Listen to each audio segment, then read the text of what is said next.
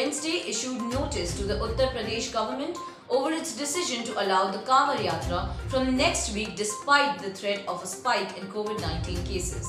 The court, which took up the matter suo motu, said citizens were perplexed by the yatra being permitted at a time when Prime Minister Narendra Modi and medical experts have warned against the large gatherings and urged people to follow social distancing and other COVID protocols.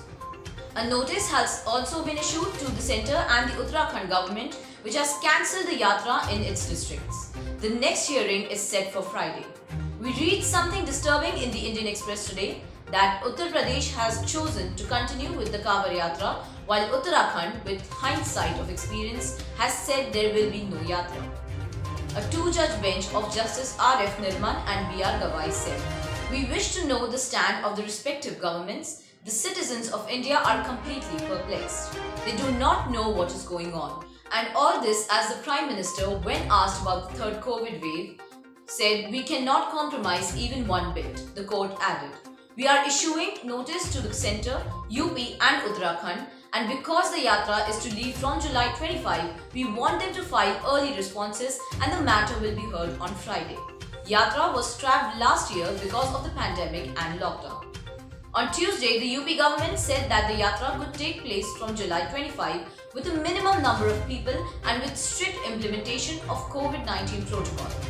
Negative RT-PCR tests could be made compulsory if required, a state official quoted by news agency PTI.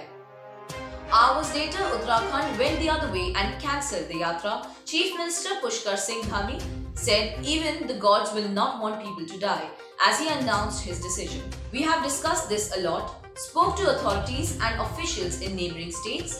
Conclusion was that we do not want to turn Haridwar into a centre of the pandemic." This was a day after the Indian Medical Association State Chapter wrote to the Chief Minister and reminded him that failure to follow rules had triggered the devastating second wave.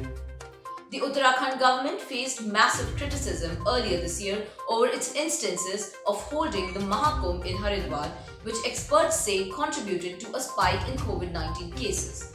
Fewer than 300 cases were reported on April 1, but that jumped to over 5,000 by mid-May.